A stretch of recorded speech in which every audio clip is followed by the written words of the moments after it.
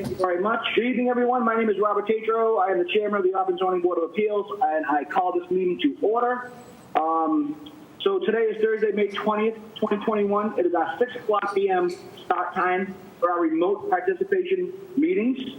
If anyone is interested in calling in at this time to join us, please do so by calling 1-646-749-3112 and enter the access code 944-71349. Or you can join by computer by going to gotomeeting.com, join 944-571-349. So before I begin this evening, if everybody could just manage their electronic devices they're using to extend the meeting and make sure you know that would be helpful.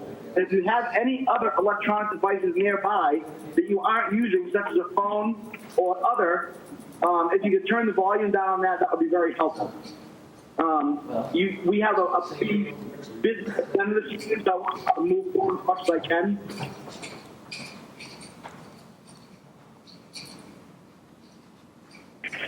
Somebody is walking around and doing things with an open microphone already. Can we please correct that?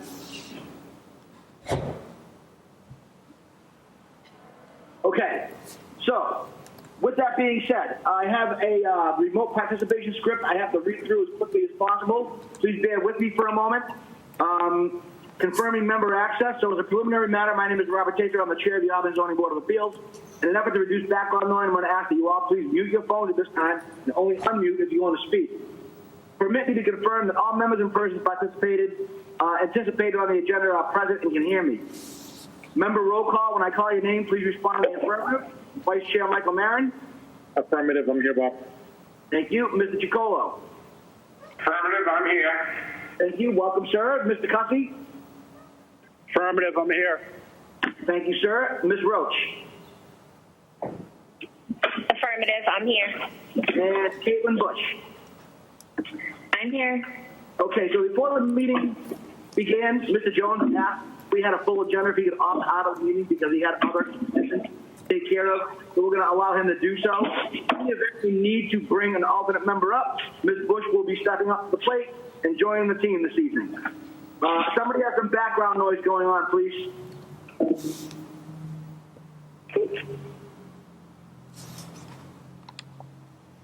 Okay, so town officials and employees participating. When I call your name, please respond in the affirmative.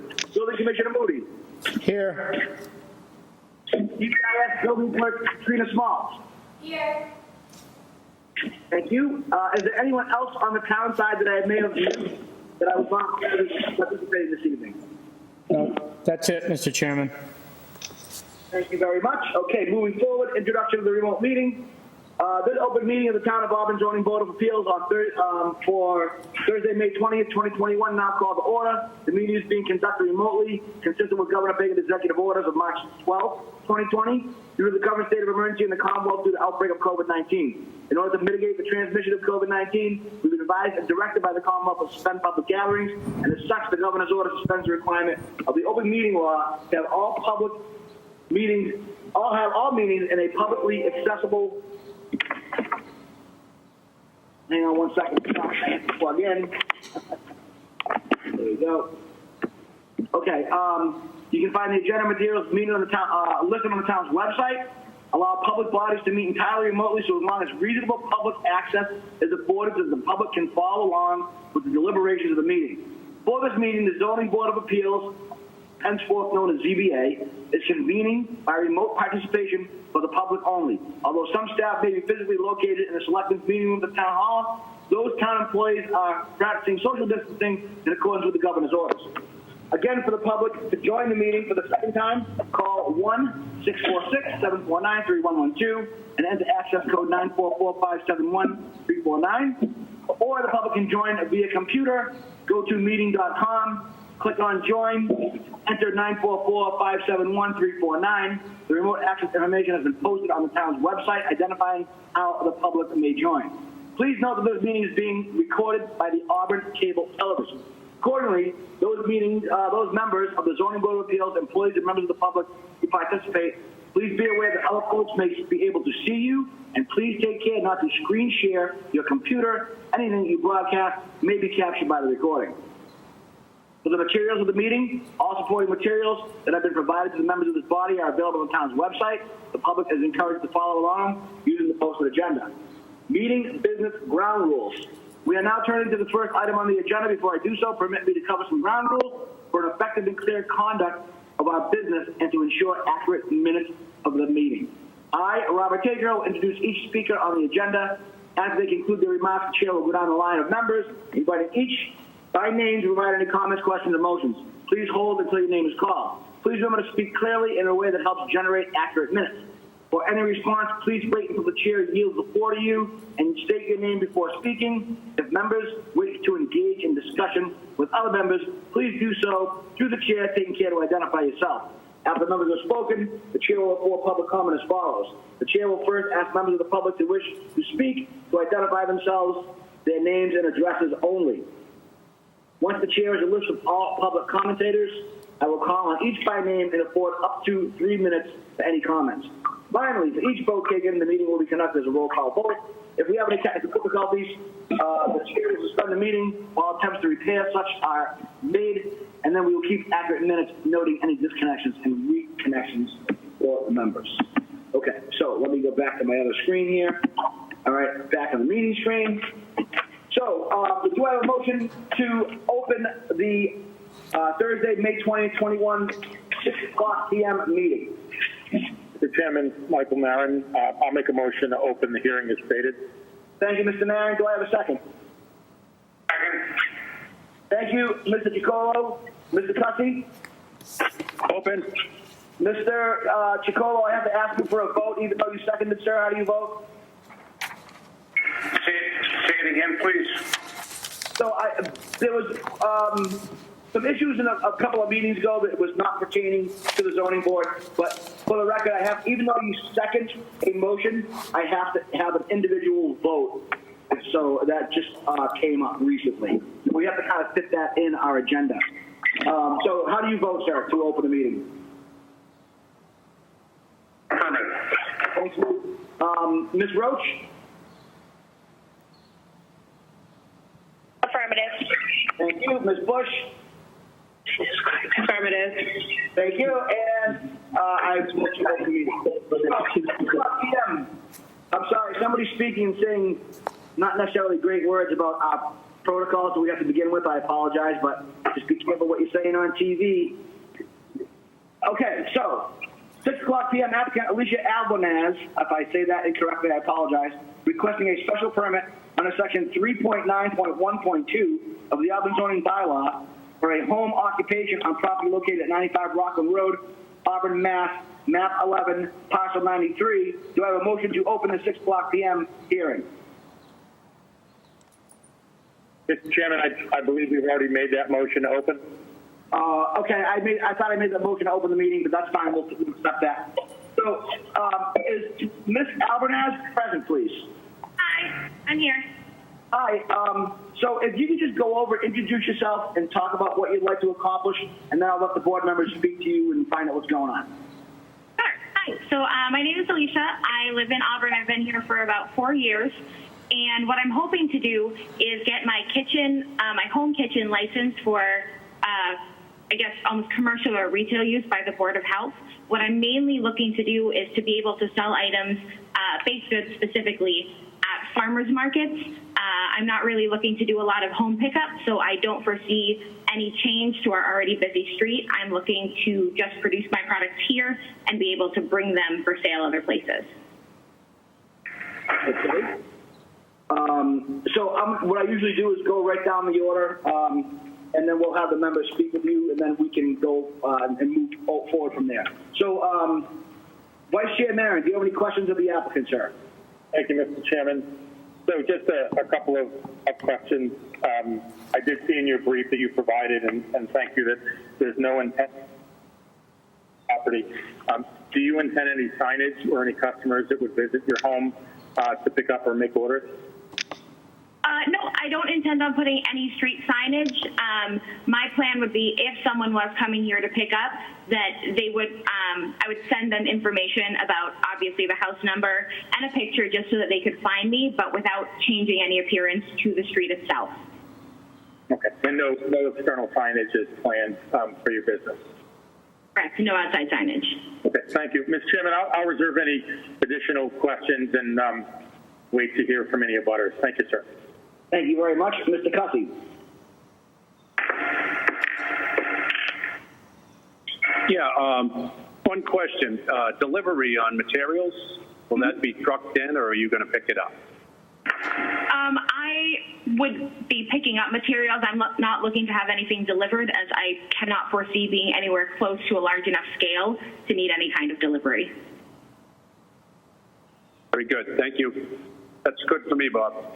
Thank you very much. Mr. Chicolo. I have no questions at this time. Thank you. Ms. Roach. No questions for me. I think the same comment that we usually make when we have these before us. Always just want to recognize the applicant's honesty in coming forward, because I think sometimes that's not what happens. So I have no questions. I'm good. And I would agree with that. Thank you very much for pointing that out. Ms. Bush, any questions? No, I don't have any questions. Thank you. And honestly, I really don't either. I'm going to wait and see. Do we have any abutters present that would like to speak on this hearing? Yes, hi. Bernie Gagnon at 99 Rockland Road. Okay. Hi, this is Laurie Walsh, also at 90. Bernie, you speak first, but I'm on here as well at 97 Rockland. All right, hold on one second. So let me just make sure that we have them in order. So I'm sorry, I got Bernie. What is your first name and your name and address again, sir, please? It's Gagnon, Gagnon at 99 Rockland Road. We're essentially 2 homes down from the applicant. Okay. And ma'am, your name and address, please, for number 2. My name is Laurie Walsh, LaurieWalsh, and I live at 97 Rockland Road, and that 95 Rockland abuts my property. Okay, so Mr. Gagnon, sir, I'll yield the floor to you. If you could just, through the chair, ask me the questions, and we can direct them to the applicant. Sure. It's just effectively, we recognize that Rockland Road is a busy street, and I think one of the primary concerns in this household is parking in front of the residence. And we know from personal experience that parking in front of the street, in front of our home, it leaves very little space to get by in the lane. Our only concern is that they're with the potential for having vehicles parked in the street, because anybody that's familiar with Rockland Road, that it intersects or it ends at Auburn Street and Boyce Street, but at the point where we are, it levels off. It comes up a hill from each end, and it levels off, and we've had issues relative to people driving too fast on the street. And again, our concern is with vehicles parked in the road, and I believe the applicant has addressed that to some extent, but that's the only thing for general safety in the neighborhood. So we can, to the applicant first, before I discuss that part. So do you have adequate off-street parking at this location, ma'am? I do. My driveway is very large. I haven't measured how many cars exactly I could get in it, but I would guess it goes at least 5 cars deep, and I have no intention of having that many cars for pickup at any time. And one of the things that I absolutely plan on doing is telling anyone that may potentially come to pick up that they need to be off the street, and also a reminder, just even though it is a busy street, we have a lot of families, we have a lot of kids here, so please take your time, pull into the driveway, and just be really cautious coming through. I mean, I'm not suggesting any expenses here, please don't get me wrong, but to me, when you live in a neighborhood like that, and if you just have a very simple small sign that just says, off-street parking with an arrow, if it came to that, you know what I mean? Rather than having the business, from a safety point of view, I wouldn't personally have a problem with that. So, Mr. Gagnon, back to you, sir. Yes. Does that answer your question, your concerns? Yes, it does. I think it was sufficiently addressed. I appreciate the answer. Thank you. And we can make that as, I didn't want to interject this until after the applicant had the opportunity to speak, but we can make that as a condition of the special permit if we need to also. So Yeah, if it comes to that, it may not hurt, as I believe you suggested, just to put a little sign that says no on-street parking. Right. Okay. So I think that can be resolved fairly easily. So that's great. That's good. Thank you for the answer. Absolutely. Thank you, sir. I believe it was Miss Walsh. I hope I said that correctly. Yes, that's me. Hi. How are you? Can you go ahead? Having me. Hello, Brittany and Alicia. I have a few concerns as your property abuts mine. My number one concern is the trash. Will there be a dumpster on site? Because with my experience in the restaurant, there's always rats, mice. I did see like a beaver back there one time, or a gopher or something had to be caught by a gentleman who lives on Oakwood. Just bunnies, there's a lot of wildlife around here. How are you going to? You have to empty trash every day, and if it goes out there, then those rats are going to come onto my property. So, ma'am, could you please address that? Hold on. So your concern is the accumulation of trash on the property and possibility of pests. Is that correct? I have several concerns, yes. Do you want me to list them all first, or? No. Well, what are the other ones? Maybe we can bundle them together. Maybe we can't. What are the other ones you have? Just the traffic impact on the area, because as Mr. Gagnon mentioned, it is a cut through both to James Street. You can just go up to Boyce that way, up to, where they're building. My property actually abuts where that 55 plus is going in the old school back there. So if you go take a right out of my driveway, you go down to like the old One Stop and St. Joseph's Church. But if you take a left, you could go up to James Street, but you could also go towards Bakery, a wonderful bakery right down the road. That's in a commercial setting, not a residential. I mean, Giovanni's, rather. Right. Okay. The sewer, I was trying to print out, and I did look at how you all, your RA, your RB, your RC, your RR, your RO. It says 3.2.2.5, combined business and dwelling. There's all N. I'm looking at your bylaws. The building shall be connected with the public sewer system. It probably is, as mine is. Where else did I? So, ma'am, hold on one second. It was just... Yes, she didn't apply under the particular zoning regulation that you requested. She specifically applied under 3.9.2. Okay. I see. Okay. So that is a legal thing to do. Perhaps, if it works for the town, do that. That's what I wasn't 100% sure about that. Right. It's specifically. But thank you very much for clarity. Okay, so it sounds to me then it's really the concerns of the trash management and the pest distiller. The major concern so far. Traffic has been addressed, I think, by and the parking has been addressed by the other. Yes. And what, okay, and then I don't know. It's just like the liability of it. I work for insurance. I've been in insurance for 7 years, and I've been on this property for 5. I have 4 young boys and a dog who barks her head off if we're outside, if people are coming in and out, and I don't know what's coming and going. And, what's going to be in the product, it's baked goods, but, I don't know. Honestly, I don't really feel safe with it's just like I moved here, and honestly, if this happens, I'll probably sell my property because I'm just not comfortable with it. It's not right. I want to know who's living over there because Excuse me, ma'am. Another concern, Chairman, sir. Cut her off, Caleb. Oh, sorry. All right. I'm sorry. So, Ms. Walsh, I'm gonna call you to order for a second here, as the chair, and I'm gonna explain a few things to you before I allow you to move forward. 90% of the things. It's hard for me to understand you. I couldn't get online, but sorry. Could you please say that one more time? I apologize. Yeah, I'm calling you to order right now as the chair. I'm going to ask you to stop speaking, and you're going to listen for a minute. So, 90% of the concerns you've had right now have absolutely zero place under the umbrella of the zoning board. Who lives there and what she does is absolutely none of this board's business. what we can address is specifically required under the auspices of the permit application. And right now, this young lady who is applying for this meets the requirements of being considered for a special permit, which is what we are doing at this time.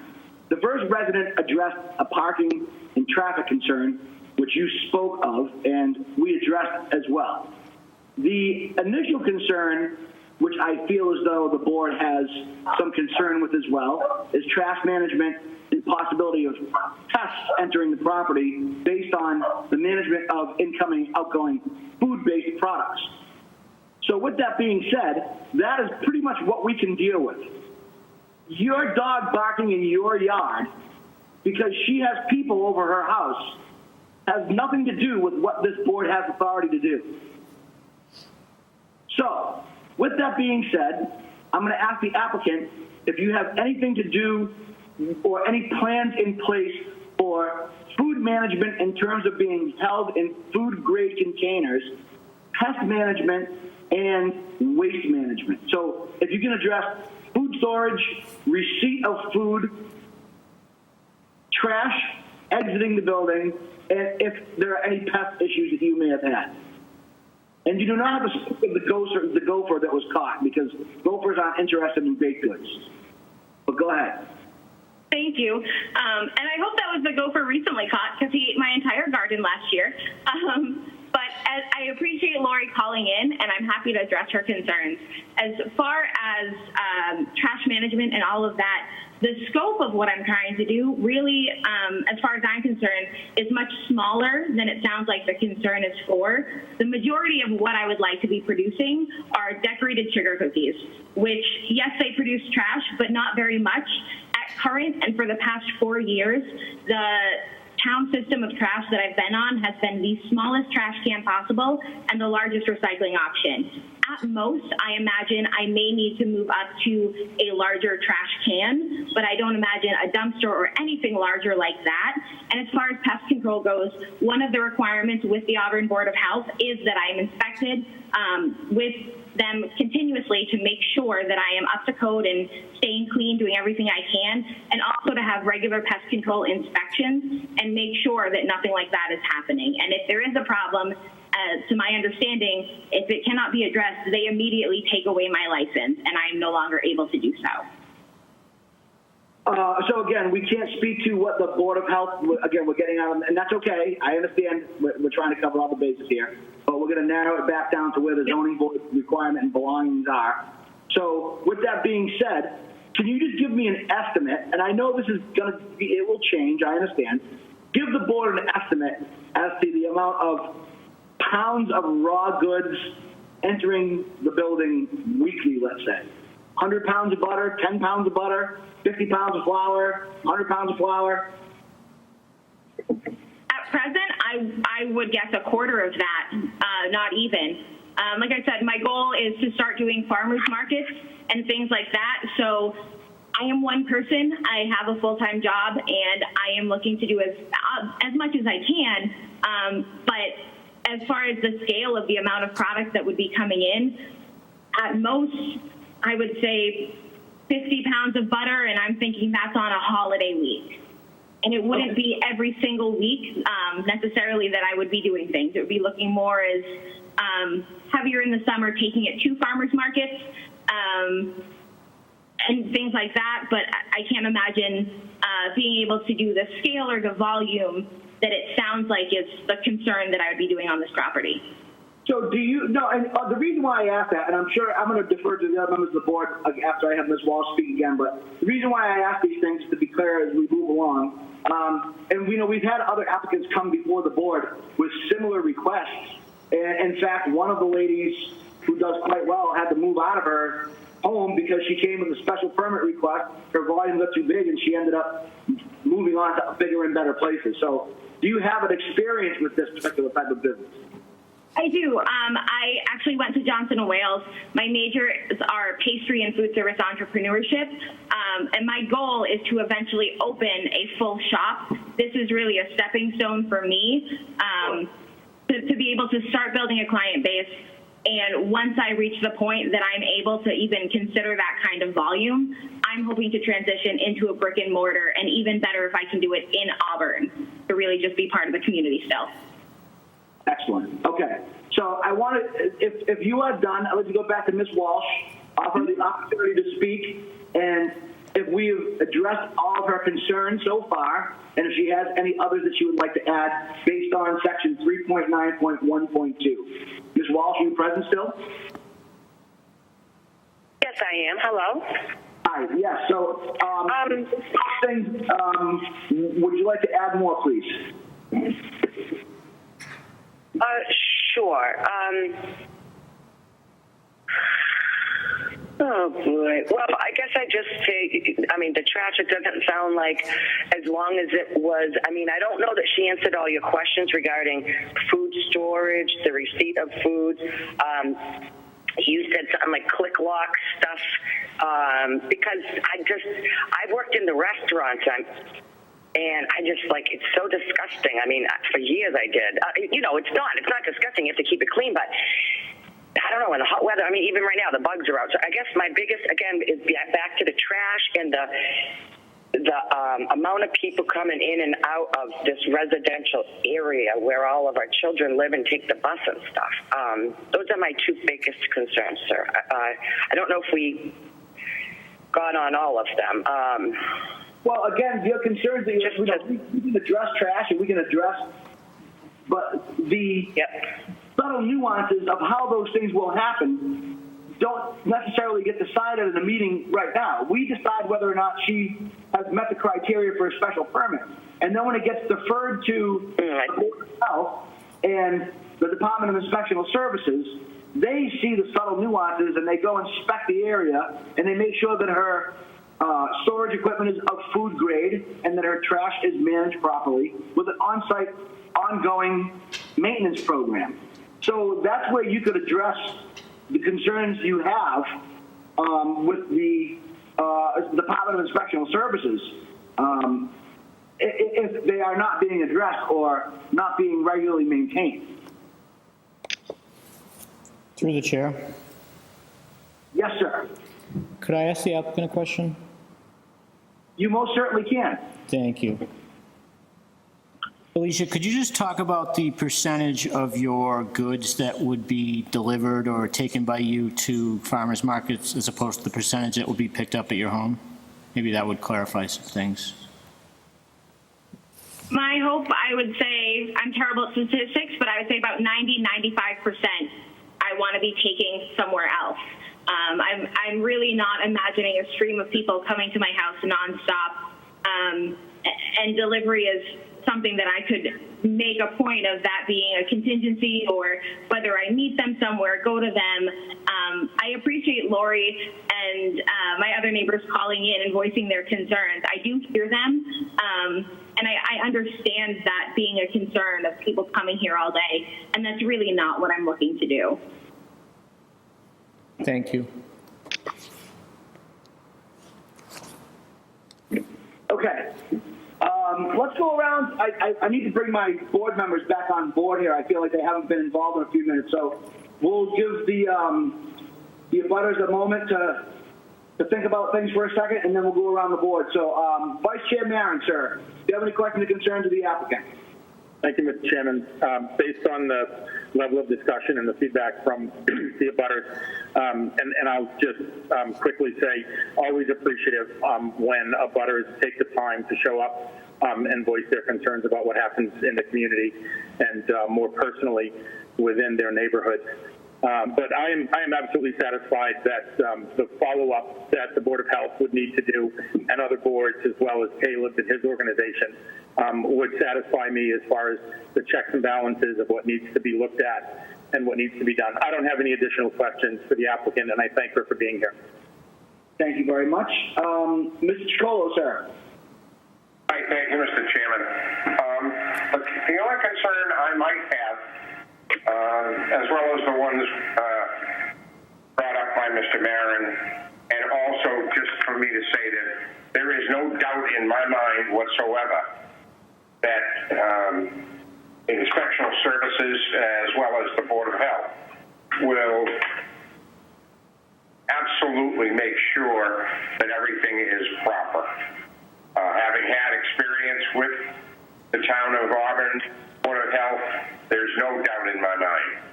I just want to put out and ask the applicant. This is kind of rhetorical. This is not a retail operation, correct? Correct. I'm not looking for a retail operation out of my home. I'm looking. Thank you very much. Thank you, Mr. Chairman. Thank you very much, sir. Mr. Gussy? Yeah, no questions, Bob. I'm good. Thank you. Thank you. Ms. Roach? No questions. Thank you. Ms. Bush? I have no questions. Thank you. Okay. Do we have any other abutters this evening that would like to speak on this matter? I do want to make sure I'm not overlooking anyone. All right, hearing none, seeing none. 93 Rockland Road present. East. No. Okay. Okay. There's a couple other people. Not anybody in this neighborhood wants to talk. Okay. Thank you, Mr. Chairman. So, are there any other abutters with the 6 o'clock application hearing that would like to speak that are present this evening? Hearing none, seeing none. 5, 4, 3, 2, 1. Ms. Walsh, back to you, ma'am. Do you have any other concerns that you may have need to address before we move forward? Thank you for your time.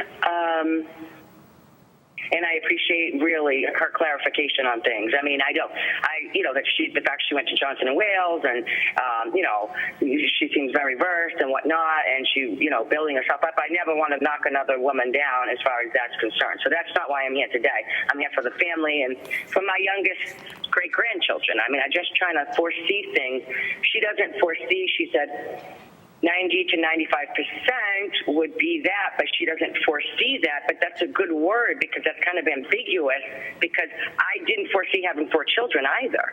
I'm just trying to think out of the box. And I do appreciate the gentleman who kind of made her clarify that it wasn't a retail operation, and the other gentleman who spoke of the inspectional services and the Board of Health constantly with the checks and balances. And I do trust this town. I've been in town about 10 years. I grew up in Worcester, so I'm from the area, although I did move out of the area several times. I find myself back here. So I guess, unless anyone else wants to talk who said that they were going to, I am, and good luck. All right. Thank you very much for your time, ma'am. I appreciate you coming out and expressing your concerns. Oh, me too. Really. I appreciate everybody. Thank you.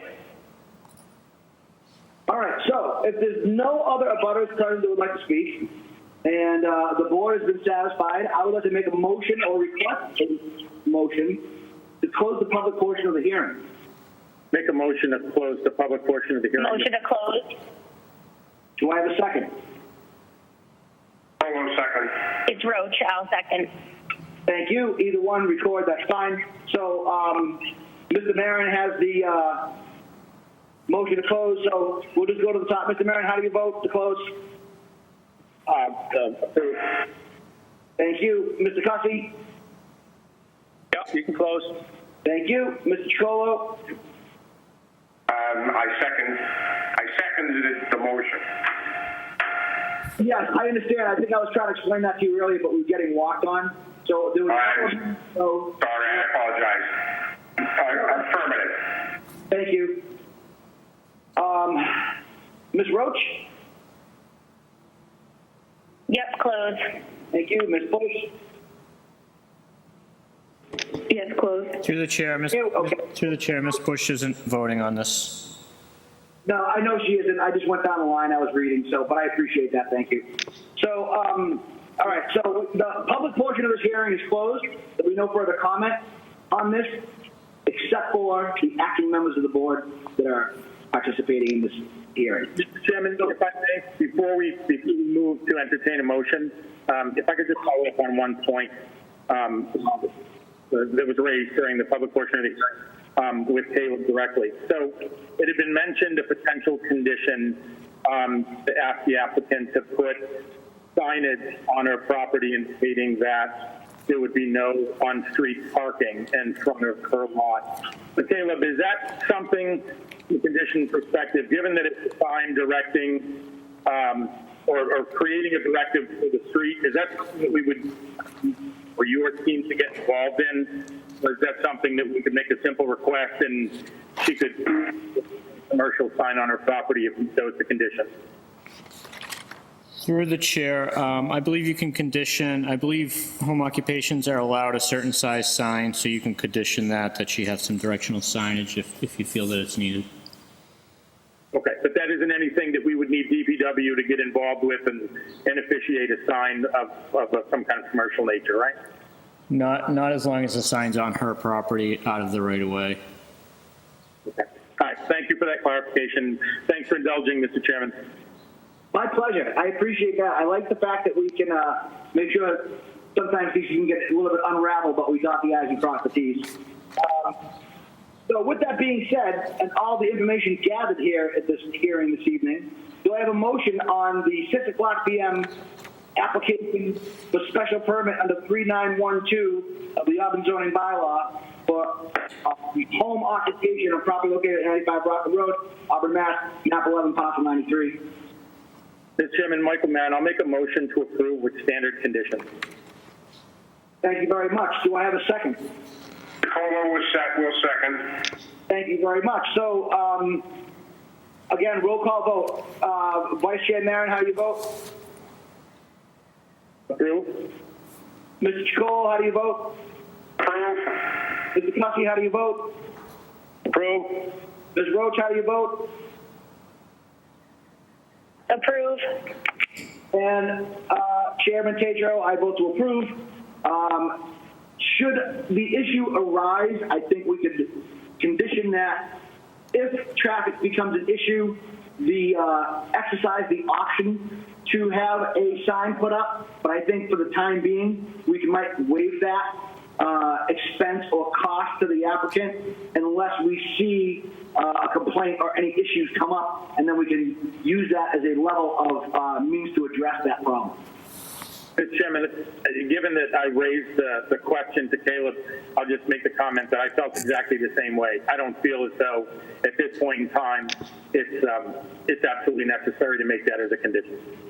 I agree. I think you wisely chose, but I think I'm just trying to surmise during this process that we're reserving that space for future use, so to speak. Okay, so everything's all set. You can get in contact with the Department of Inspectional Services, and they will take you and guide you on the next 2 steps of your journey. Thank you so much for your time. I appreciate it.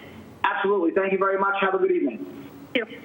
All right, so we're going to give about a 30-second break here, less than that. Go ahead and shuffle your papers, get yourself a drink, whatever you need to do, and we're going to move right on to the 605.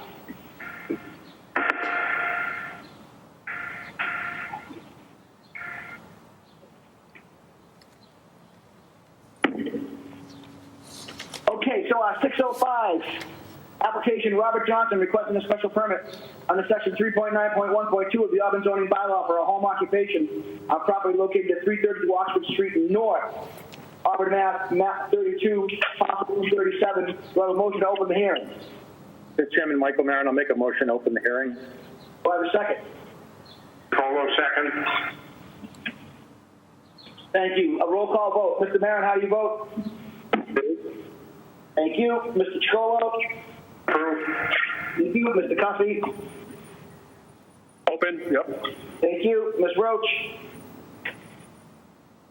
Open. Thank you. And I vote to open. Okay. Mr. Johnson, applicant, sir, are you present? Yes, I am. Excellent. Do we have any abutters as we're gathering our information here this evening for the 6:05 p.m. hearing that may want to speak before I move forward? Just for identification purposes.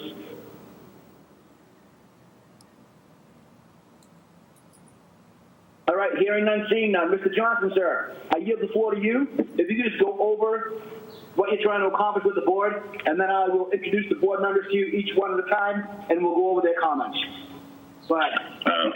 Yep. So the past 21 years that I've been here, I've been trying to get a garage put in. So finally, I'm pulling the trigger on that. So we're going to have a place to park our cars, but I'm also going to have space above where me and my other half actually have our own businesses. So I have a shop in Boylston where I keep all my materials and all that kind of stuff, and also an office above that.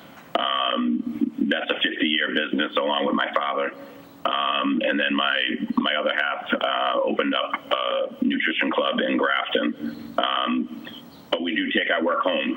So when we do get home, we take papers and computers and all that kind of stuff, and it's spread all over this house, and it's only a 1,400 square foot house. So we're constantly moving stuff around all the time. So we said to ourselves, hey, we're building a garage.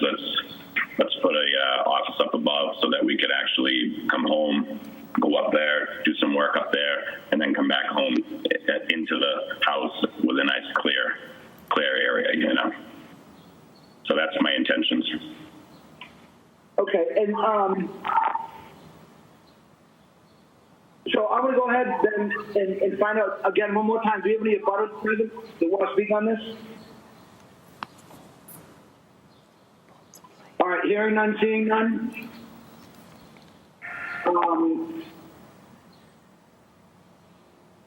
Vice Chairman Maron, sir, do you have any questions of the applicant? Thank you, Mr. Chairman. So, to the applicant, the plans that are being shown, and I'll get to these in a moment, I did have an opportunity to take a look at the property, and I saw what appeared to be a poured foundation at this site already. Yes. So this work has already begun. Yes, the garage it can be put in. This meeting is just for saying that it's okay for an office up above, is what I was told. So if you could put I think you're driving, sir. If you could put the plans up, the previous plans. Yeah, that one there. Is there any way to? Not that one, the floor plan, actually.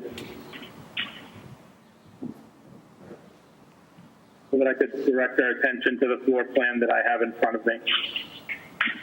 I'm sorry, it looks like Caleb stepped away. Is Caleb driving the slide? Yeah, that one there. Is there any way to change that or, well, it doesn't matter. So, you described this space as an office. But what I see is a full bath and what looks like kitchen cabinets and a sink and a living space. So you describe it as an office, but I'll be blunt, this looks like an apartment. Yeah, there's no stove in there, as you'll see. And again, like I said, when we're up there, like I said, I don't want to have to go leave the building, go down to go to the bathroom or the garage itself. If I was working down in there and I wanted to go upstairs and take a shower up there and not get junk in my house, that's basically what that was for. And again, like I said, it's detached from the house, like I said. So again, I'm a plumber. I don't know if you know that, but it'd be crazy to put plumbing over there and not put plumbing in. So the plans of I see the exterior set of stairs plans. That's yes. Correct. Will there be an access to this space from inside the garage? No, there will not.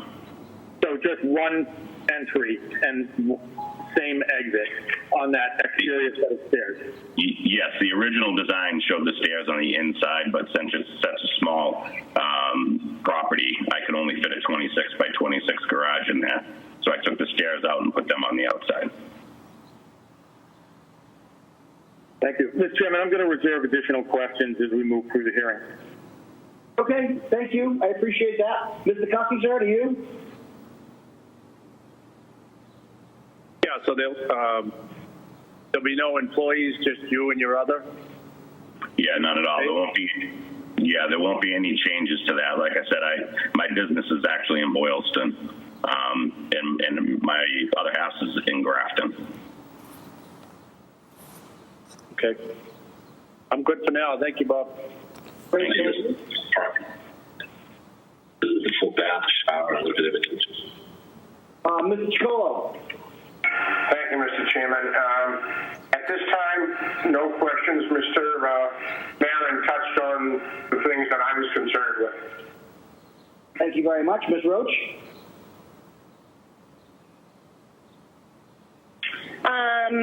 For now, I don't have any questions. I'd like to reserve for after. Okay. I don't have any. I think, again, Mr. Marin touched on the concerns that I have, just the means of egress. But we're really here because, if I want to be clear, all of this plan, design, setbacks, everything else in the submitted plan is already okay. It's just a simple fact that you're requesting a business permit for this particular location. Is that correct, sir? Correct. All right, okay. No intention of dividing this space at some point and making a bedroom up there. I think that was one of the concerns. Usually, you think 700 square feet roughly is our apartment size. Usually involves at least one bedroom. So I think that's where the concern of the other board members might have been, basically is putting that in there and then having somebody living in it shortly thereafter. So, Yep.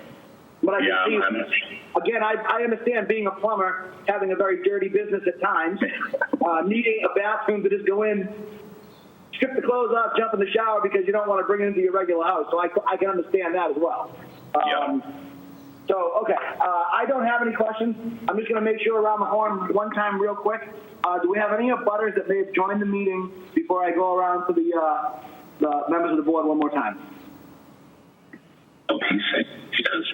Okay, so hearing none, seeing none, I'll give you a countdown of 5, 4, 3, 2, 1. One more time around. Vice Chair Marin, sir, any other things then to add? Thank you, Mr. Chairman. No additional questions for the applicant, other than I'll just go on record and state this space, to me, could very easily pivot to an apartment. But I'll leave Caleb and his organization to address any of that concern that might develop down the road. Okay, I recognize those concerns as well. Mr. Cussy, sir? No question. Thank you, Bob. Thank you. Mr. Chicolo? Nothing further. Okay. Ms. Roach? No, nothing for me. I mean, I think, the concerns are obvious that were raised by the other board members. I guess I would hope that the applicant, if he has plans to change this someday in the future, would come back to the board and do it, the correct way. And I agree with Mr. Marin that, there's only so much under our control. So no other questions for me. Thank you so much. I appreciate it, and I as well. So, Through the if there's chair. nothing else, then go ahead, sir. If I could just jump in for a minute, just to give the board a little background on the application. Mr. Johnson came to the building department for a building permit for the garage. He did indicate that he wanted to use the top floor for his office. I suggested that he apply for a home occupation if that's what he wanted to do, just to cover his bases. I don't see that he's putting he can address this, but the question to ask would be, is he putting 220 electrical up there for an oven, or is it just, it looks to me just like a refrigerator and a sink, which is understandable for an office space. But he did come for this application of his own accord, and he was very honest during the application process that got him here. Oh, absolutely. I see Mr. Johnson's trucks around. I recognize that he's been a long-time business owner. I'm sure he's a responsible applicant. And it's not him, obviously, as you know, per se. It's the intent of others in the past, or the illegal apartments that we've been trying to kind of wrangle for the past few years. So you can see where my board members might have some concerns that they just want to make sure they go on record as identifying and acknowledging. I think that's probably where we're at. I understand. So do I have a motion to close the 6:05 public portion of the hearing? Mr. Chairman, Michael Marin, I'll make a motion to close the hearing, public portion. Chacolo will second. Excellent. Roll call vote. Mr. Maron, how do you vote? Approve. Mr. Chacolo, how do you vote? Mr. Cussy, how do you vote? Approve. Ms. Roche, how do you vote? Approve. All right, and I vote to approve. The public portion of the hearing is closed. Do I have a motion for the 605 applicant for Mr. Johnson requesting a special permit under section 3.9.1.2 of the Auburn zoning bylaws for a home occupation on property located at 332 Oxford Street, Auburn, Mass, map 32, parcel 137. Mr. Chairman, I'll make a motion to approve the standard conditions. Do I have a second? Wilson, second. Thank you. So Vice Chair Maron, how do you vote? Approve. Mr. Joel, how do you vote? Mr. Tuffy, how do you vote? Approve. Ms. Roach, how do you vote? Approve. And myself, as the chair, I vote to approve. Good luck, sir. I'm sure you can be in contact with Caleb, and you'll get through the rest of the process, and hope it goes well for you. Thank you so much. All right, so again, you're welcome. The 605 is officially closed. We're going to give it about a 30-second wrap up here for people to shuffle their paperwork, and we're going to get right on to the 610.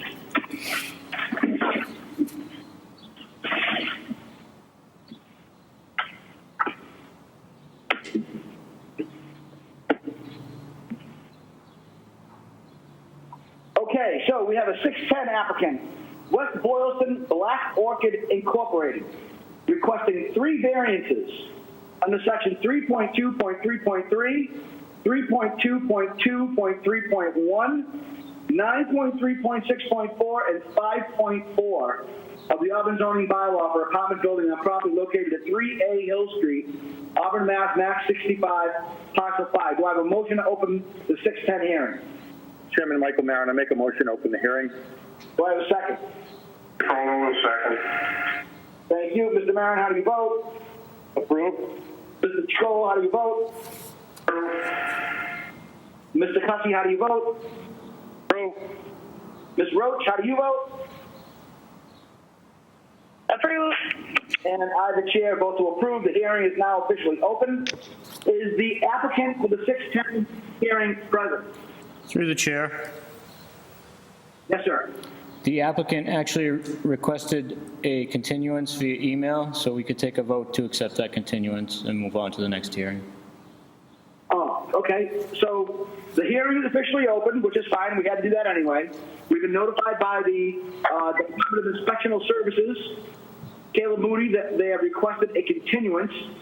Do I do a motion to accept the applicant's continuance? Mr. Chairman Michael Maron, I'll make a motion to accept the continuance as stated. Do I have a second? Mr. Scholl, thank you very much. So, okay, let's just make sure. Roll call vote. Vice Chair Maron, how do you vote? Approve. Mr. Chacolo, how do you vote? Approve. Mr. Cussy, how do you vote? Approve. Ms. Roach, how do you vote? Approve. I vote to approve. So one more quickly then. We have a vote. We have opened the 610 hearing. We accepted their request for continuance, and now we're going to go ahead and close. But a motion to close. Through the chair. 610. Go ahead, sir. We can't close. You're right. You're right. It remains open. We just move on to the next hearing.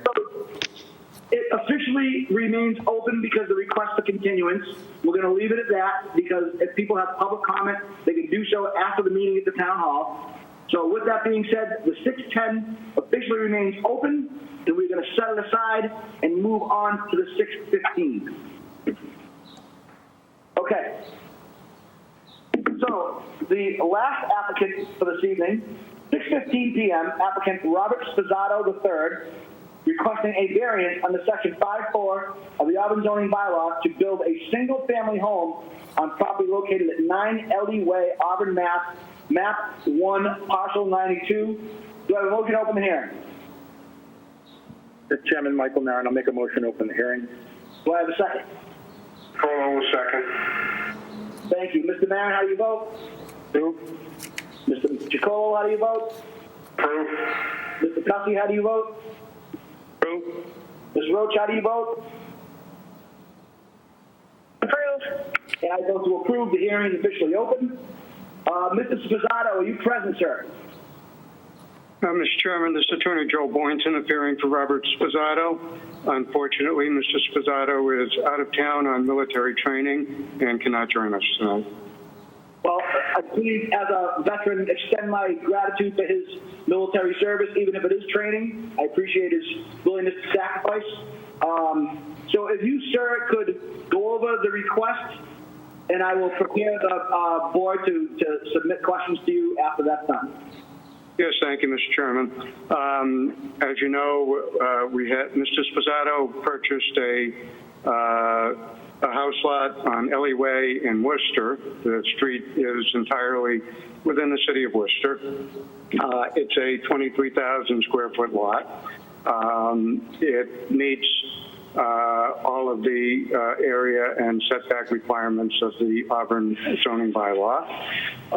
It also meets the frontage requirements of the Worcester City zoning ordinance for a single-family house in the Worcester zone. Unfortunately, that frontage on the street itself is less than 100 feet required by the Auburn bylaw. So Mr. Sposato needs a variance in order to build the house on the land that he has purchased. As you may have seen if you've taken a view, the Worcester portion of the lot is a detention basin. It goes down steeply to a structure in the ground. The City of Worcester owns an easement, mostly on Mr. Sposato's lot, a small strip along the neighboring lot. All of the buildable area of the lot is on the Auburn portion of the lot. So effectively, no building can occur on the Worcester land. If he could move his house over onto the Worcester portion of the lot, we would not have had to come to Auburn for variance.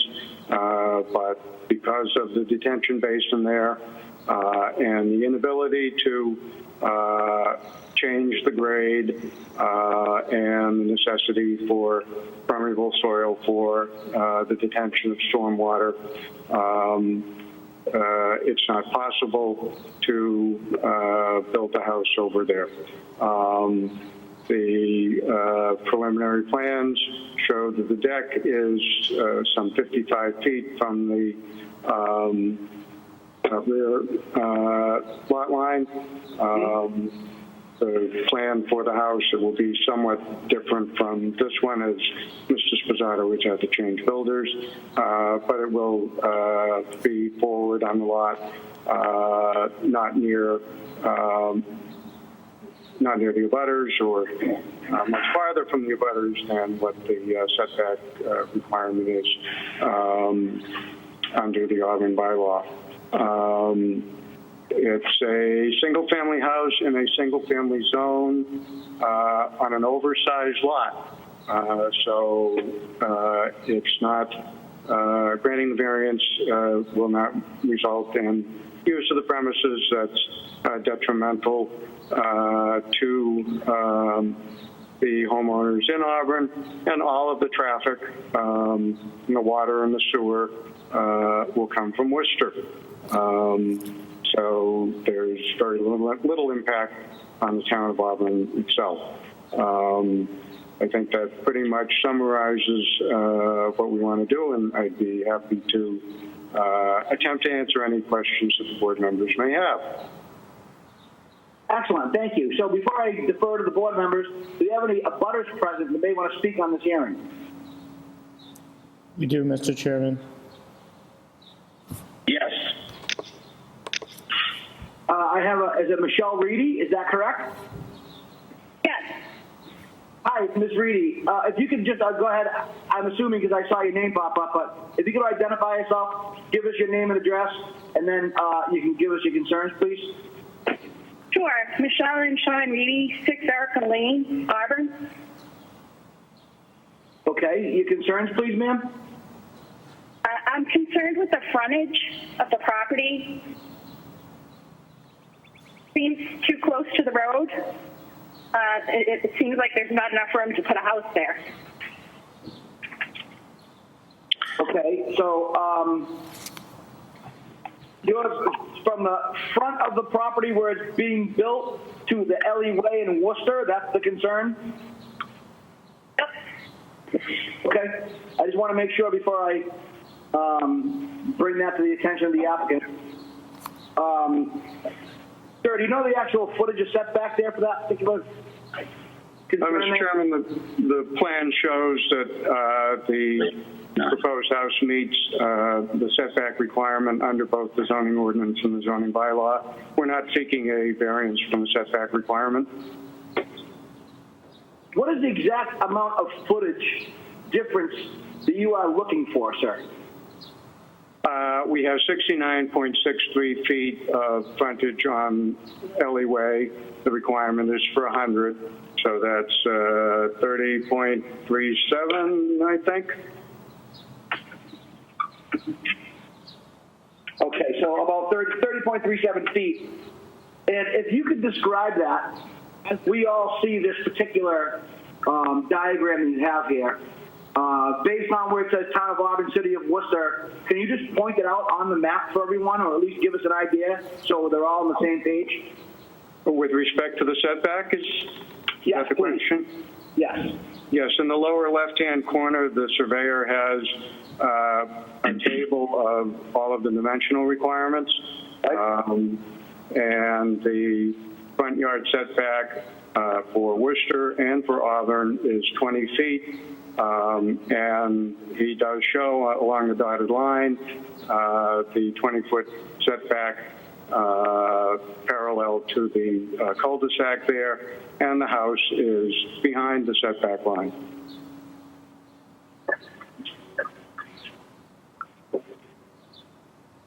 Okay.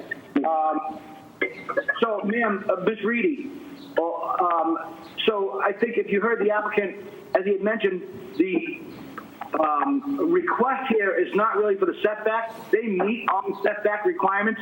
This is about 30 feet, really, that goes to an imaginary line between the Town of Auburn and the Town of Worcester, or the City of Worcester. Understood. I'm sorry? Understood now. Okay. Do you have any other questions or concerns? At this time. Okay, thank you. Are there any other abutters present that would like to speak on this matter? Yes, I'm in a butter behind the property. Okay, give us your name and address, please, sir. Certainly, Matthew and Kathy Mello, 7 Erica Lane. 7 Erica Lane, and I'm just assuming that is in Auburn, correct? Correct, yes, sir. Just because we're dealing with, again, something... No, you're right, yes. Correct. Okay, what are you concerned, sir? A couple of concerns. First of all, just number one, is it the same builder who built the other homes that are there right now? To the applicant, is this the same builder, sir? Yeah. I do not believe it would be the same builder. I believe not. Okay, that's a huge concern of mine because not to take it off the subject here, but that builder was excruciatingly difficult to work with. The person who sold the property to that builder probably drove that man into the ground after the property was sold, but that's another discussion. Literally, the house, the lot, it appears to me about 25 or 30 feet above sea level to my property. And we're putting a house on a postage stamp, and I'm concerned with how much more is going to be filled in to put this house, and then how much of the house is in Auburn and how much of the house is in Worcester. Because if the majority of the house is in Auburn, then it does not meet the guidelines that we've spelled out here for the frontage, obviously. So how much of the house will be in the Town of Auburn? Okay, so to the applicant, sir, if you want to just go ahead and address, he wants to know how much of the house will be in Auburn, and what was the other concern, sir? The concern is that the lot is already built up and drains off directly to my property line. How much more can this lot be filled in behind the house to support a house without that coming into my property. Okay, sir, can you address those concerns of the applicant? Well, I can tell you that the house would be entirely within the town of Auburn, insofar as we can rely on town lines. And it is an oversized lot. It's a lot larger lot than what the zoning bylaw of Auburn requires, so it's far from a postage stamp. And the house is really as close to the street as it's possible to locate it without violating the setback requirement. So I do not see that the construction of the house will do much to change the surface water drainage. I believe also, no, I'll leave that at that. Okay, so I think really what his concern is this property, is he going to basically put the foundation in and then he's going to backfill and grade? I think that's what they're asking. Is that I mean, that's exactly, yes, through the chair, exactly, because it really drifts off down towards my property. It's hard to see now because whoever built whoever had the lot cut down 1 million trees and just left them there. I mean, the site is literally a dump site right now. So my other concern is that how much of the town of Auburn is going to keep tabs on this project, because literally it's a dump site. He's dumped whoever's been there before has dumped concrete. I'm worried about whatever is there is going to be buried into the lot, which could cause problems down the road.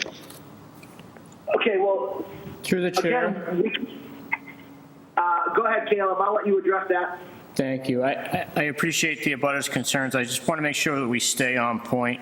This is a variance application. There's specific criteria that the applicant has to meet in order for the board to issue that variance. Three specific areas that they have to prove. Right.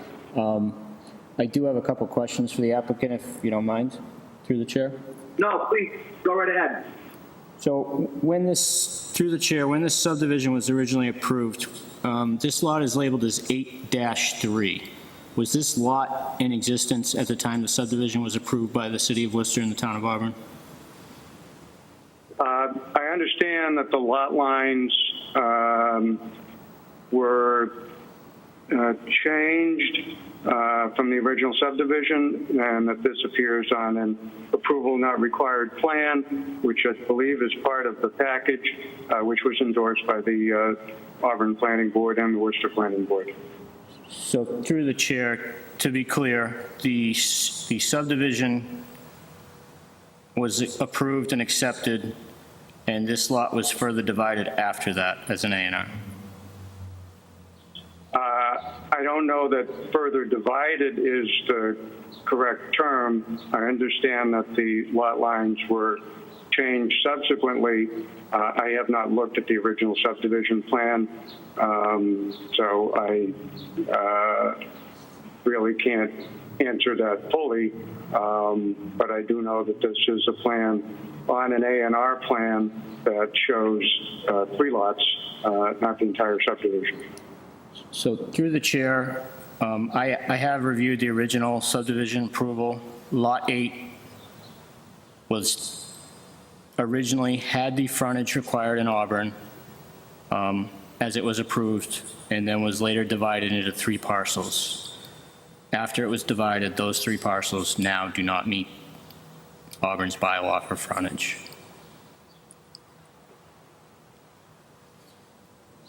That's all I have at this time.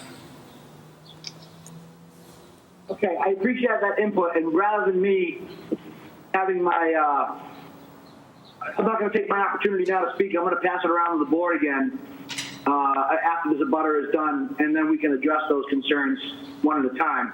But to go back to the abutter, I'd like to give you a break for a minute and then get the sort of all these thoughts that are swirling around, collect collected and put into one concise paragraph, and then we can revisit you in a minute if you don't mind. Is that okay?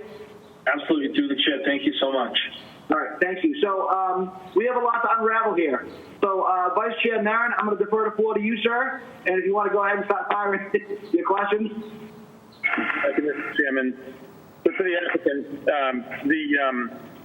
in some of your opening comments, you had mentioned that builders have changed and the plans are to change. Am I to understand that the footprint of what's proposed in front of us is not changing, or is it in fact changing based on having a new builder and new plans? I believe that it will be basically the same. Mr. Sposato mentioned to me that it will be a different house from what he originally planned to do. It will necessarily fall within the same, setback areas. I have no inkling from Mr. Sposato that he plans to move it substantially from where it's shown on the plan. Okay, but just to be clear, the plans that we're looking at today are subject to change based on the new house, correct? It would be. Okay, so Mr. Chairman, I would just submit that based on the criteria for a variance, and I did have an opportunity to view the lot, there's certainly a topography challenge with where this house can be placed based on not only the way this lot is situated based on Worcester and Auburn line, but the topology of the lot. So I, for one, don't believe that it's going to be a substantial climb to meet the requirements of a variance.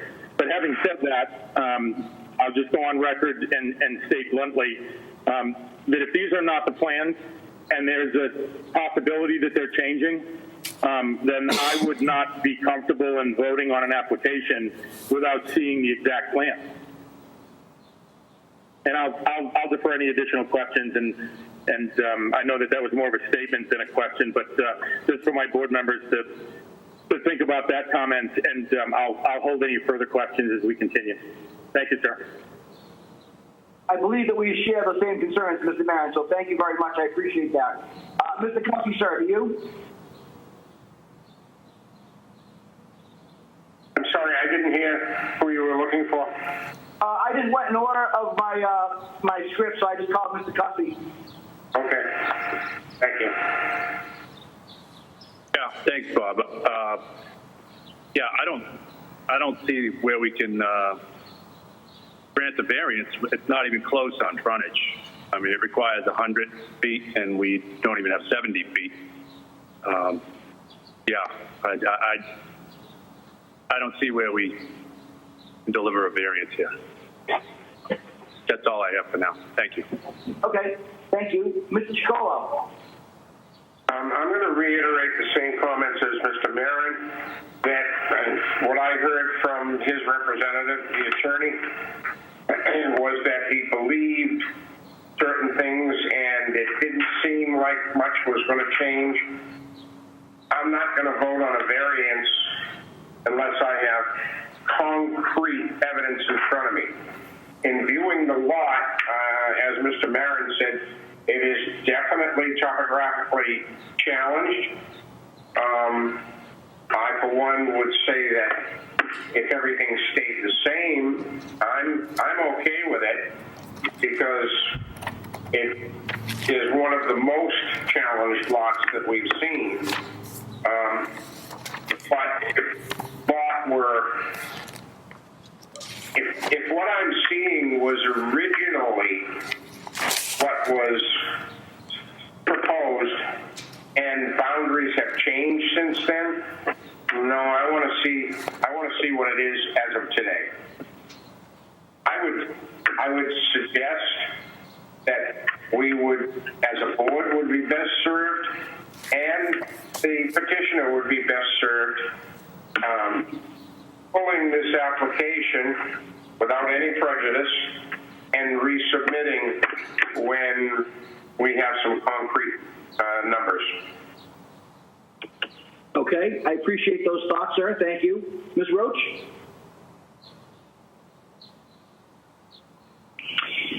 So, I guess, and maybe I am not hearing what everyone else is hearing, but I guess I want to go back to something that Caleb sort of touched on, which was that this was not the original plan that was for the development that was approved by the city, and I understand that we've said that it was changed, but I guess I would have some questions. Does anyone have any reasons for that? Was it changed before Mr. Sposato purchased it, after he purchased it?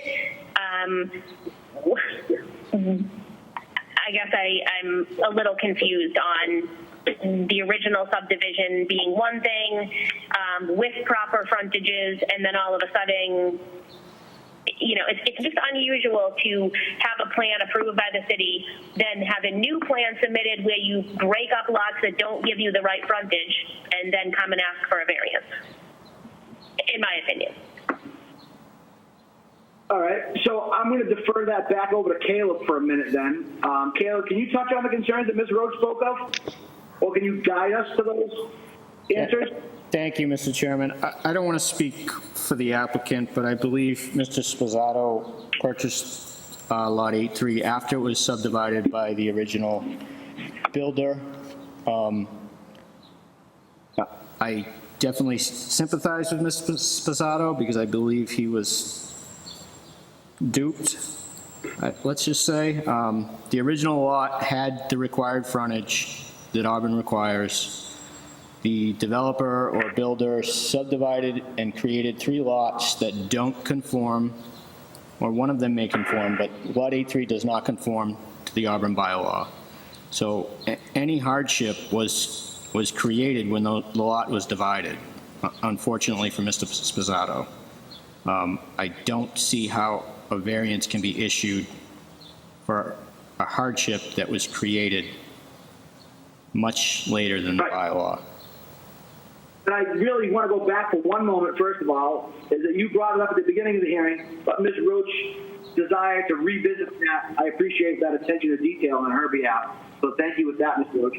So if this was a divided lot approved by the City of Worcester Planning Board, as spoken and stated anyway, and then approved by the Auburn Planning Board, and then how would these go to get redivided after that? So I can talk to that point.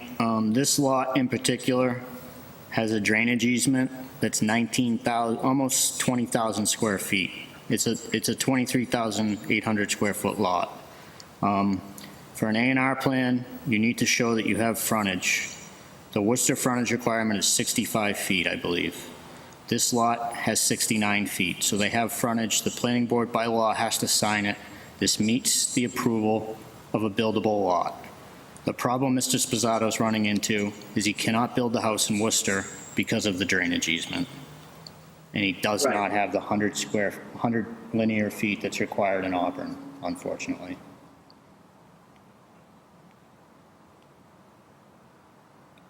All right, so to the applicant. Through the chair, if I may.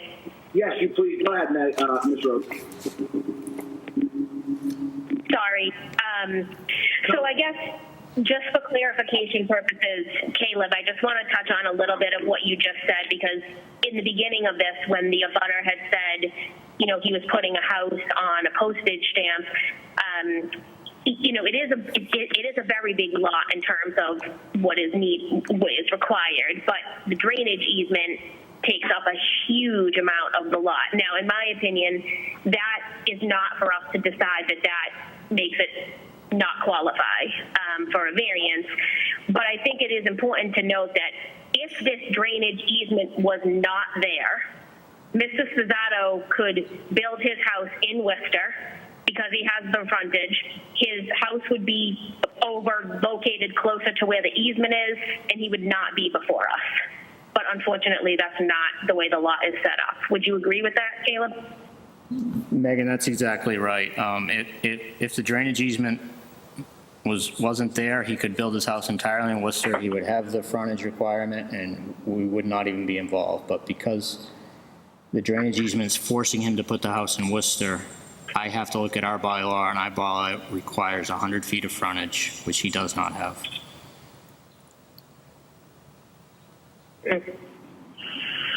So again, go okay. And Attorney Boynton, can you speak? I'm sorry, go ahead. Nope, sorry. I guess I just was wondering if the applicant's attorney does have any information on confirming, was this split up right before he bought it? And in his opinion, he was unaware. Yes, Mr. Chairman, to answer Ms. Roach's question, I checked my documents while I was waiting. The plan was endorsed by the planning board in Auburn in March of 2019. It was endorsed by Worcester in 2018. Mr. Sposato purchased the lot by a deed that was recorded on December 9, 2019. So he's owned it since December 2019, and the plan was on record before he bought it. So somewhere between the time that the March of 18 and the March of 19, these three lots were redrawn because these lots do not meet the required or the submitted plan. That's what we're trying to get to. How did these lots get redivided after the plan was submitted? Through the chair. Go ahead, Mr. Go ahead, sir. Go ahead, Mr. Boynton. You can answer that. Mr. Chairman,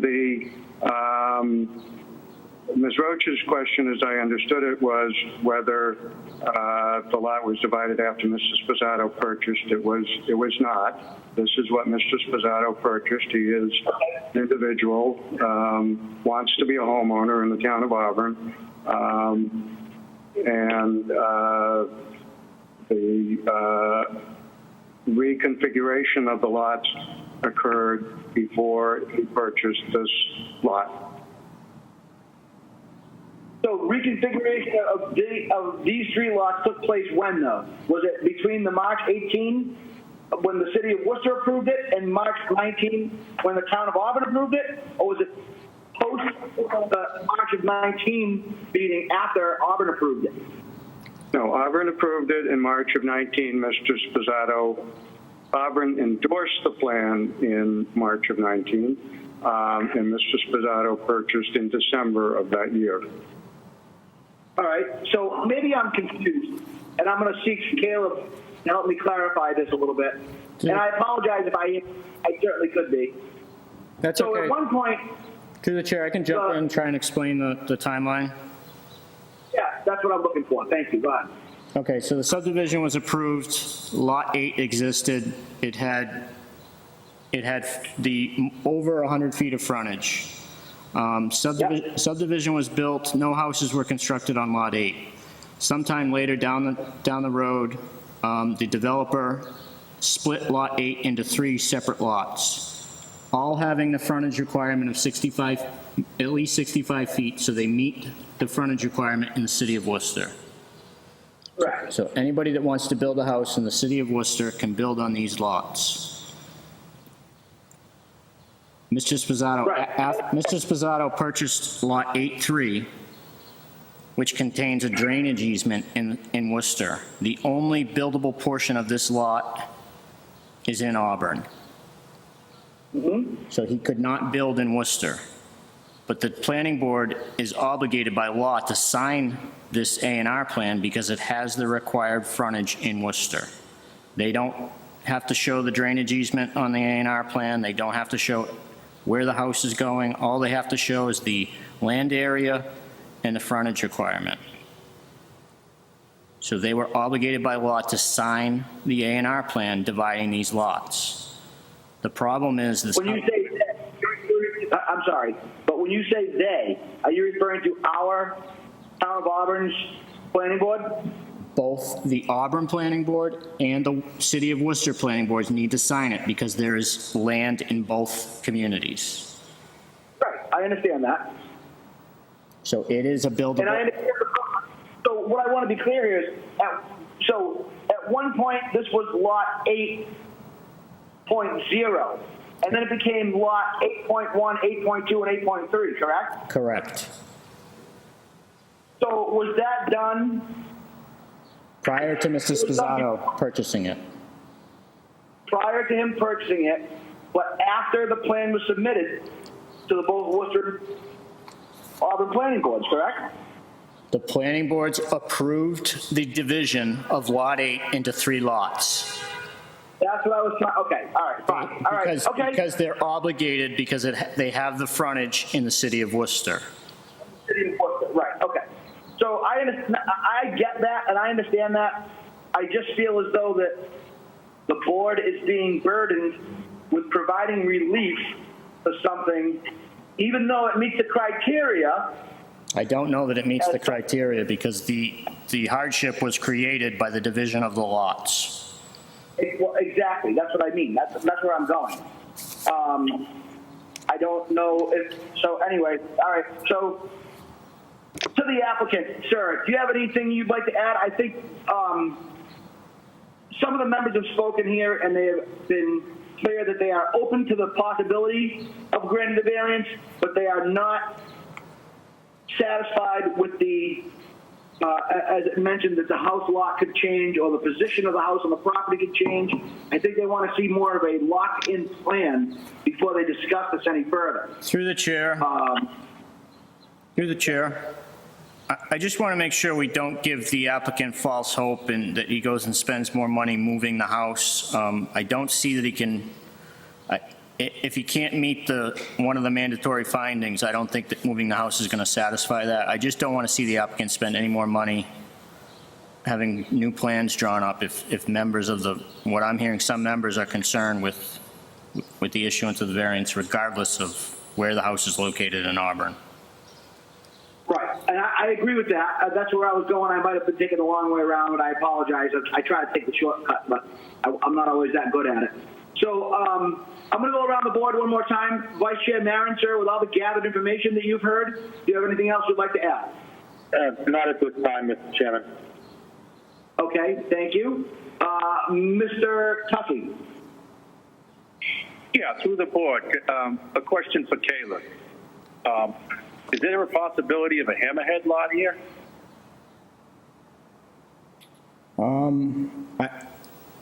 Through the chair, I don't know, I'm not an engineer, but I don't know that he'd be able to accomplish not putting the house in the handle of the hammer.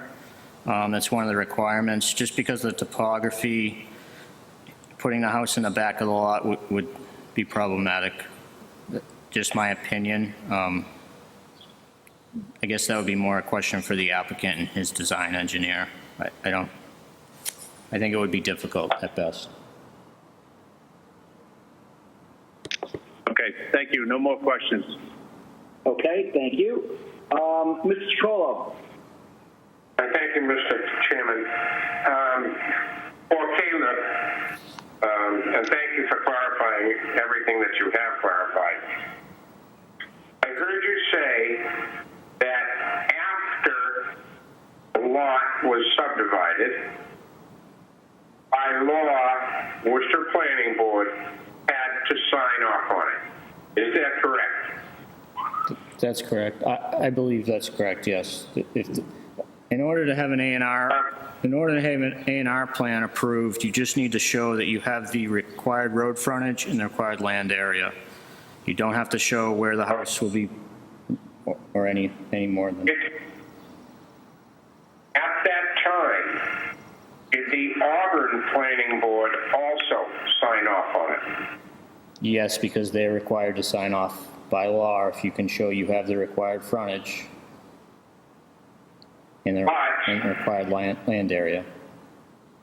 That criteria, from what I'm hearing, that criteria of the required frontage was not met for Auburn, yet they signed off on it.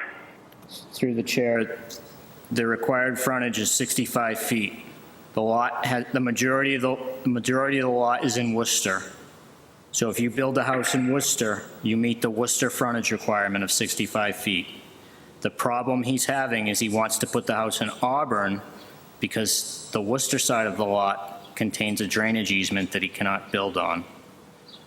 And I do understand that, but I'm hearing from you that the Auburn Planning Board at that time did sign off on it. They did, because to the Auburn Planning Board, this is a buildable lot in the city of Worcester with 65 feet of frontage. What would Auburn have to say about it being a buildable lot in Worcester? They have their own criteria in Auburn. That's correct, but because the parcel has land in Auburn and Worcester, the applicant for an A&R needs signatures from both boards. As I stated it. Okay, and now I guess I come right full circle to saying, and Auburn, by the planning board signing it, okay, Auburn Planning Board said, you're good to go. You have a buildable lot for the city of Worcester, absolutely. And he could build, and he can build his house in Worcester because they require 65 feet of frontage. Yeah, so Auburn can give the okay, even though it doesn't meet what Auburn requires. And the okay, Auburn said okay, and that's the Auburn Planning Board. The Auburn Planning Board approved a lot in the city of Worcester because they met the frontage requirement.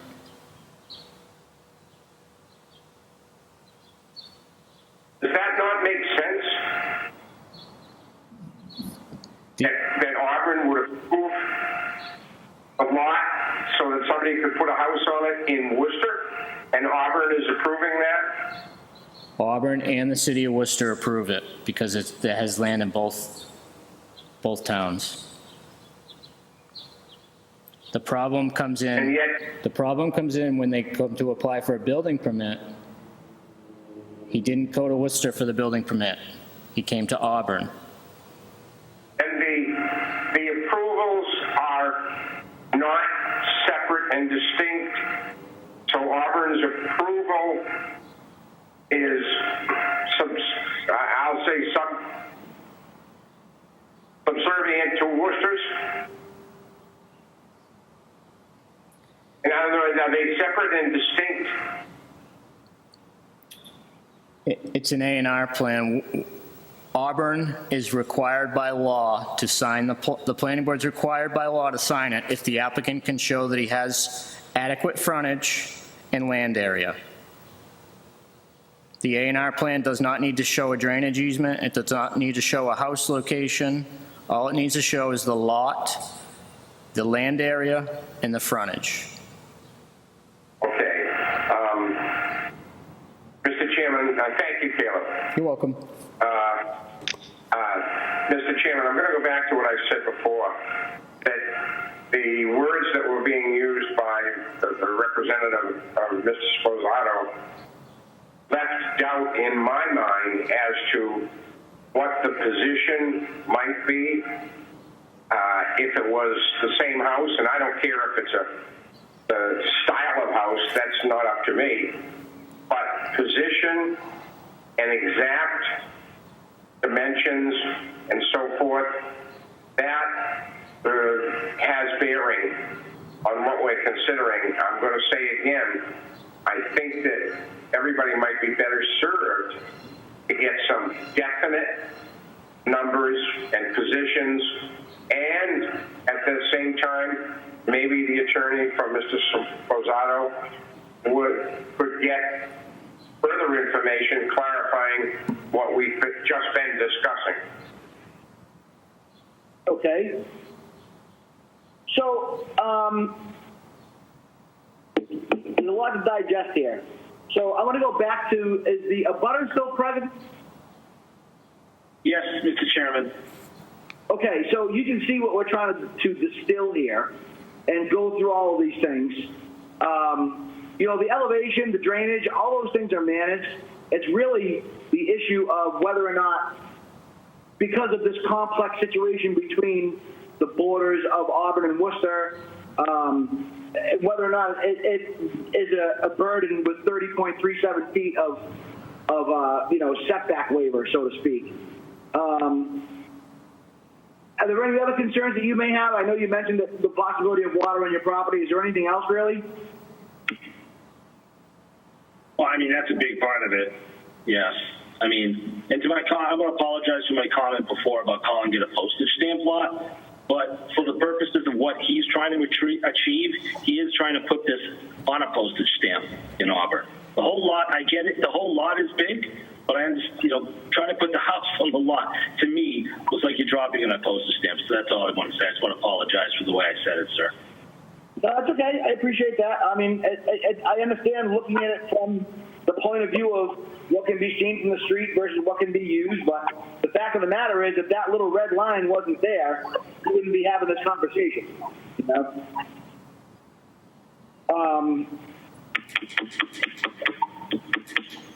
So to the applicant's attorney, can you point out on this map where we're looking at the circle of Ellie Way, and then you see where it says a 6-foot covered porch? Where exactly is this 3.37 feet of setback that we would be granting? I'm sorry, Mr. Chairman, could you repeat that? I don't think I got the question. So I'm trying to give the folks at home and everybody on the board here a little bit better mental picture.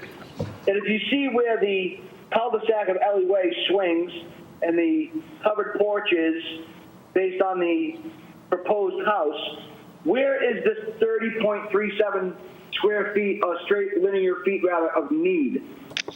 Through the chair, I can jump in on that. So it's not a setback request, it's lack of road frontage. So they have 69.63 feet on Ellie Way. They're short. Well, that's what I want. Yeah, right, okay. They're short the 30 feet and change on the road. Right, it's 69.3 feet because of that loop where it says R 50 feet. The radius is 50 feet.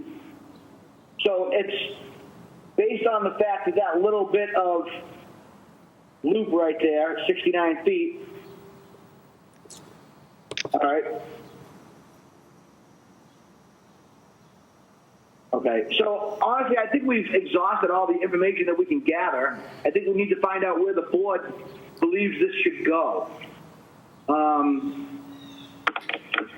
Mr. Mayor, Mr. Chairman, I'm going to ask that it be continued based on the board questions, but I do have some comments to make before then. Okay, go right ahead, sir. I appreciate that. I yield the floor to you. Certainly. I would point out that if the prior owner had simply changed the front line at the lower right corner so that there were additional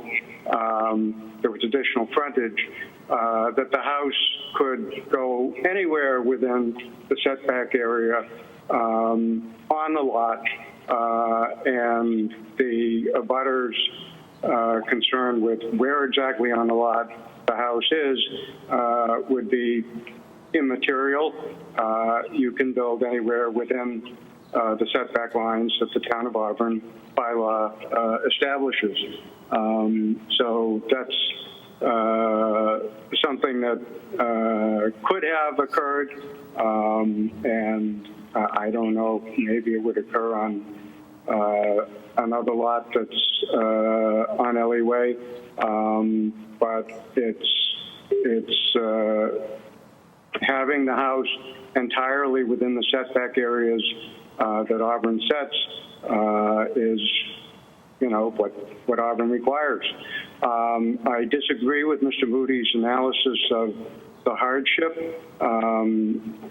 Mr. Sposato, of course, did not create the lot, and it was a conforming lot when it was created, from what I can tell,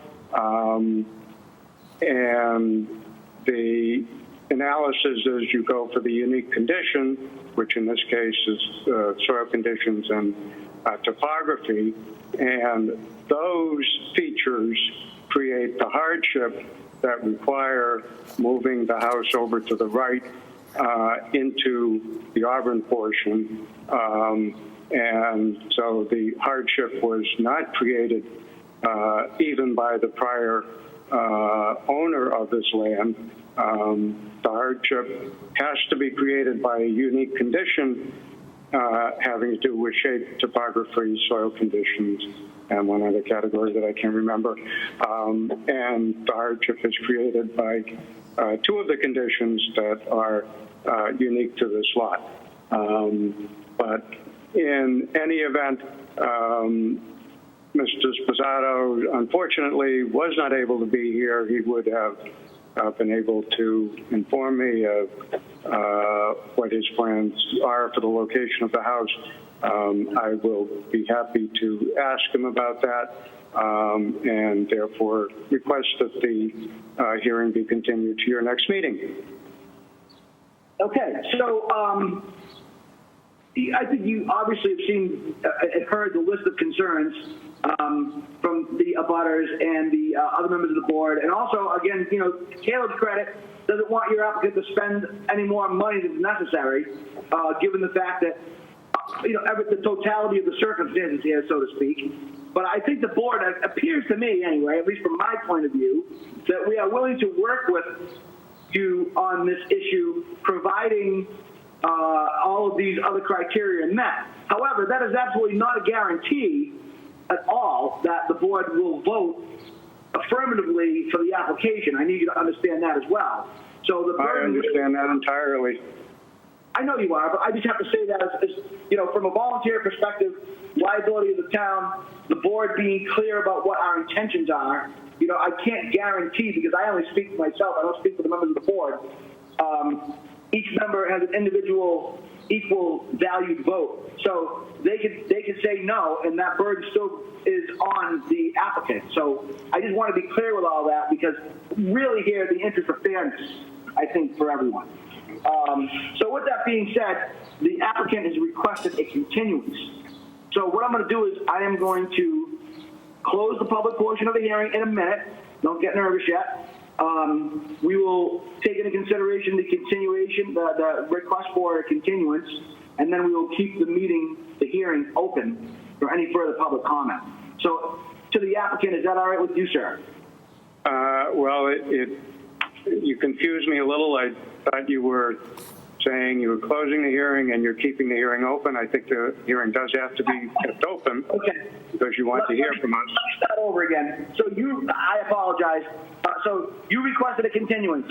I'm being clear that we accept the continuance, but I have to close the public portion of the hearing, get to a vote to accept the continuance, and then keep the hearing open. Through the chair.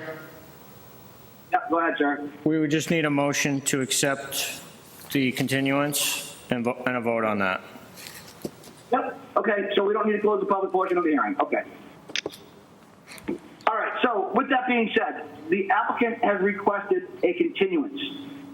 Do I have a motion to accept the applicant's requested continuance? So Chairman Michael Marin, I'll make a motion to accept the request for a continuance. Excellent, thank you. Do I have a second? Chacolo will second. All right, roll call vote. Mr. Marin, how do you vote? Approve. Mr. Chacolo, how do you vote? Approve. Mr. Cuffey, how do you vote? Approve. Ms. Roach, how do you vote? Approve. And the chair, I approve a vote to acknowledge.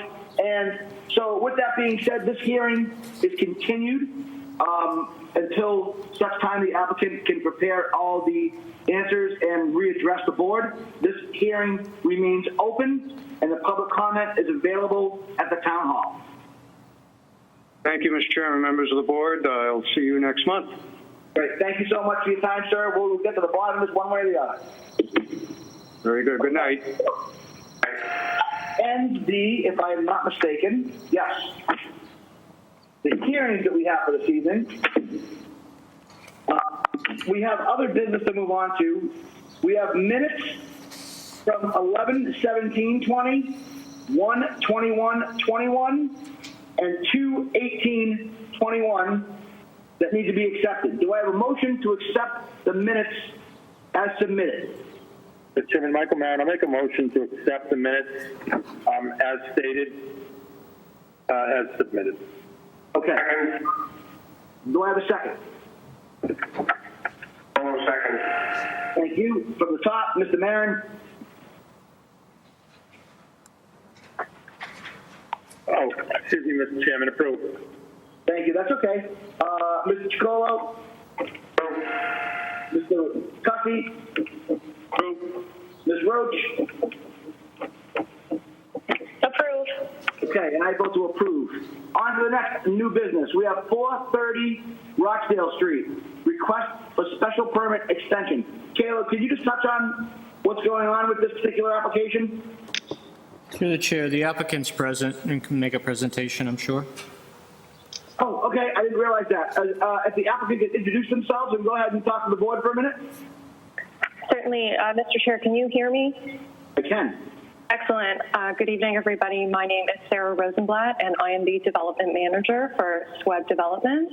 I am also the prime project manager for this project and have approached the board for our original special permit as well as our special permit extension, almost an exact 1-year anniversary last year. Essentially what has happened is, in addition to the previous rounds of studies, National Grid has required yet again another additional group study. This commenced on April 5th of this year and will take approximately 160 business days, which brings us to the end of November.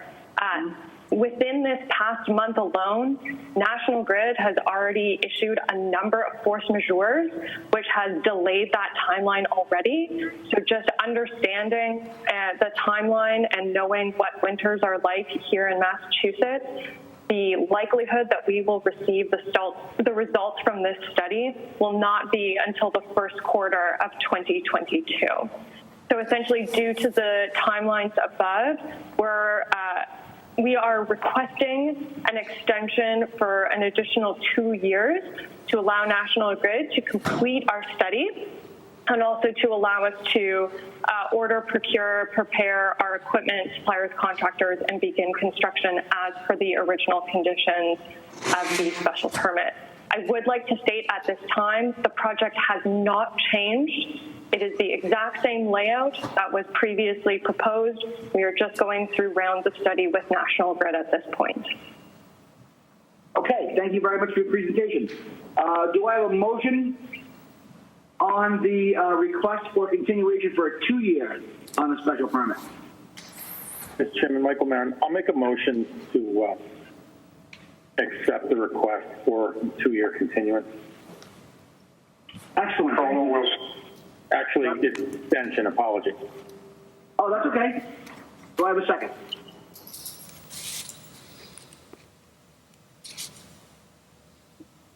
Do I have a second on Mr. Maron's proposal to accept for a 2-year extension? Colo seconded.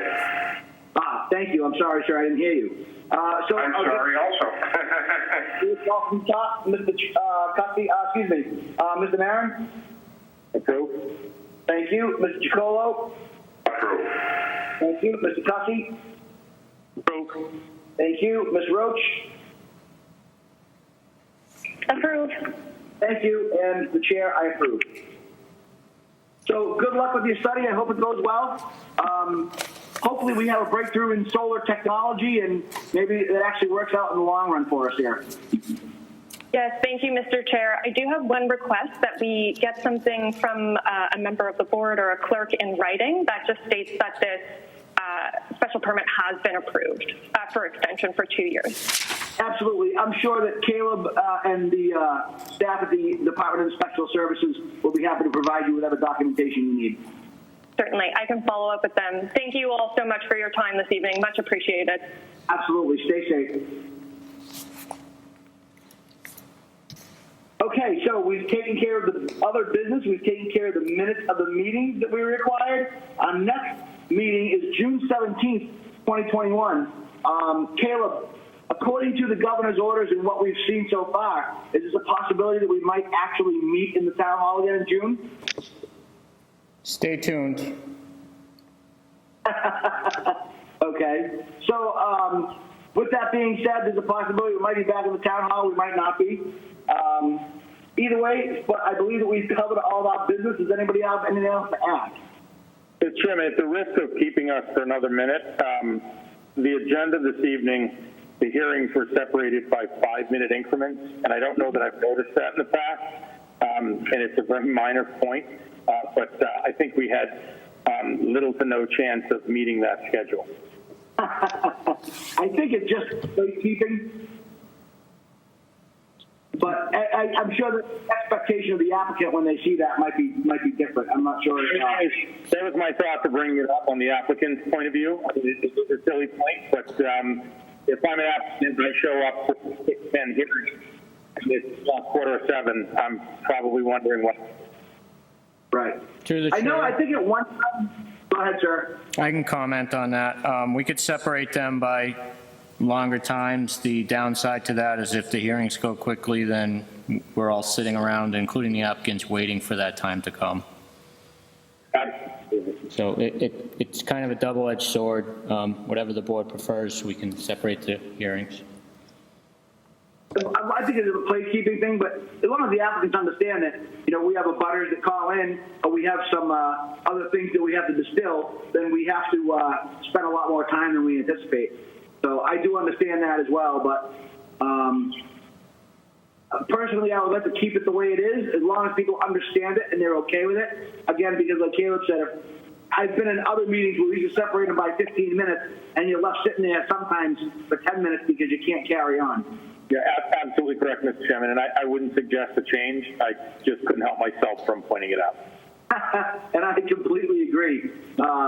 You never know. Sometimes, people ask me how long it's going to be, and I say, sometimes 3 hearings take 15 minutes. Sometimes 1 hearing takes 3 hours. You really don't know. So with that being said, do I have a motion to adjourn? Mr. Chairman, I'll make a motion to adjourn. Do I have a second? And I will second. Thank you. Mr. Vice Chair Barron. Approve. Mr. Chicolo. Mr. Cussy. Approve. Ms. Roach. Approve. Ms. Bush. Approve. And the chair, I approve. Thank you very much. We'll see you all in June.